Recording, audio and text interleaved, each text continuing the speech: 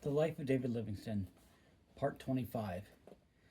With the object of presenting to the curious a faux smile, facsimile, or facsimile, I don't know, of the famous cable telegram announcing to the anxious world the discovery of the great discoverer, and of undertaking to preserve it in book form as vividly illustrative of the important part borne by journalistic enterprise in opening up Africa to progress and civilization. That dispatch has been literally copied in the preceding chapter, but the full particulars of the journey of the Herald Special Search Expedition after leaving the main caravan track at Unanyembe are of thrilling interest.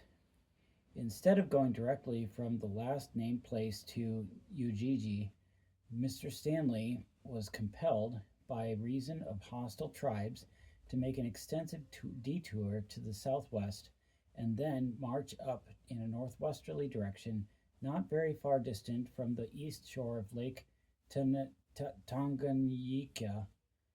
But first, let us have quotations from the letter written just before the fourth and final successive journey, written from Kawihara in the district of Uyumembe on the 21st of September, 1871.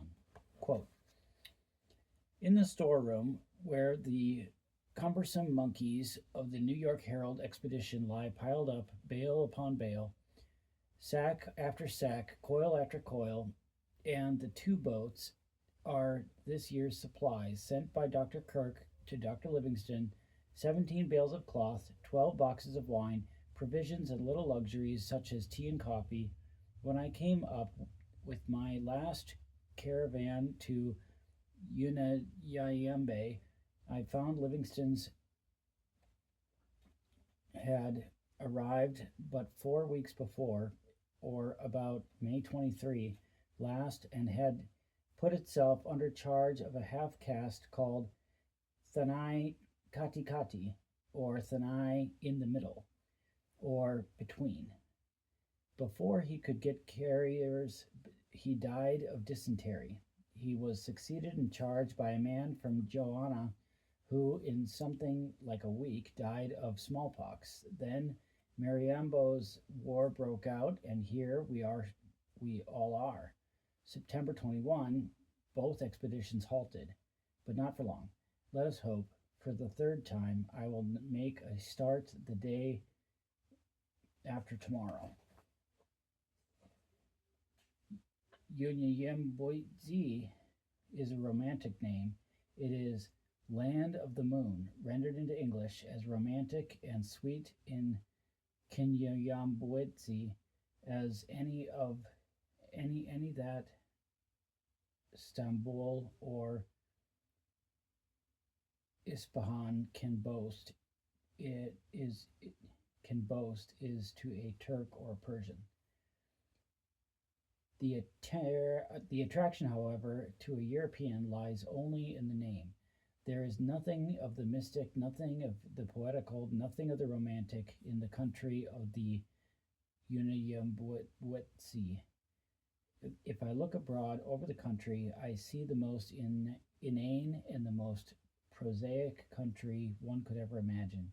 It is the most unlikely country for a European for settlement.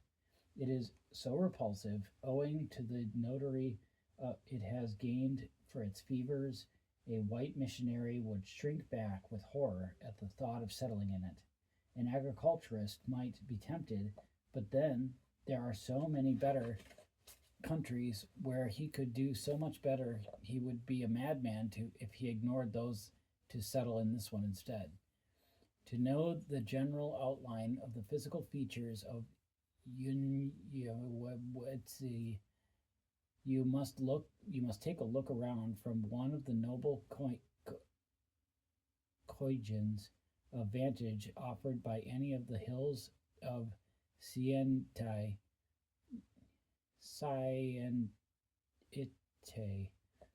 in the debatable ground of Mugunda, Makali, and Yunzi, Yuanzi.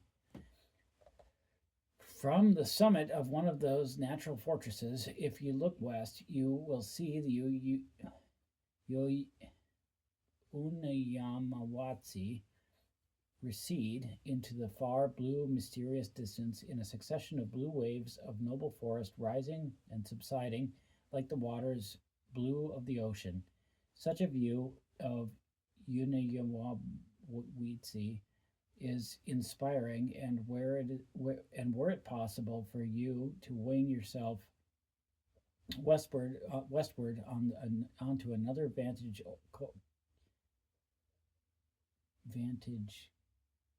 coin again, and the land undulates after the same fashion, and still afar off it is the same azure mystic horizon. As you approach Unayembe, the scene is slightly changed. Hills of Sienta are seen dotting the vast prospect like islands in the sea, presenting in their external appearances to an imaginative eye rude imitations of castled fortresses and embattled towers.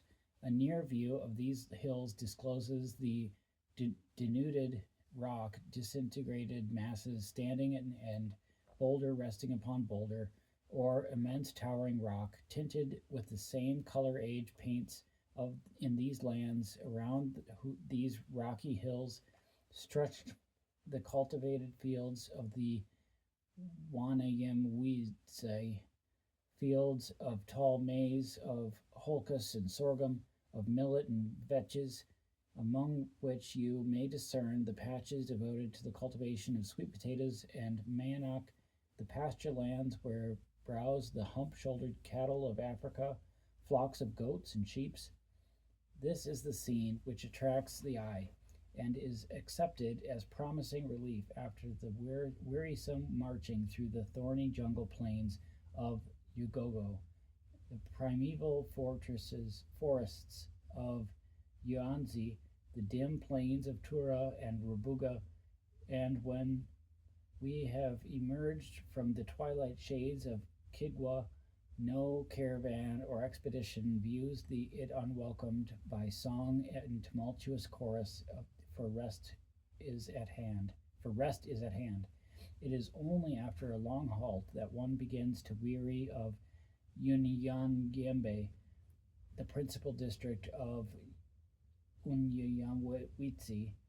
It is only when one has been stricken down almost to the grave by a fatal chilly winds which blow from the heights of the mountains of Usagara that one begins to criticize the beauty which it was first captivated by. It is found then that though the land is fair to look upon, that though we rejoiced at the sight of its grand plains and its fertile and glowing fields, at sight of the roving herds which promised us abundance of milk and cream, that it is one of the most deadly countries in Africa, that its fevers, remnant of intermittent and unqualled in their severity. Unyamwetsi, or the land of the moon, from you country, Nya, of the Muetsi, moon, extends over the degrees of latitude in length and about 2.5 degrees of longitude and breadth. Its principal districts are Unyayembe, Uganda, Ugara, Tura, Rubuga, Kigwa, Usagatsi, and Uwehe. Each district has its own chief prince, king, or Metmet, as he is called in Kinyawetsi. Uyeyembe, however, is the principal district, and its king, Makatswa, is generally considered to be the most important person in Uyeyemwetsi. The other kings often go to war against him, and Mkwasawa often gets the worst of it, as for instance in the present war between the king of Yowoe and Makasawa.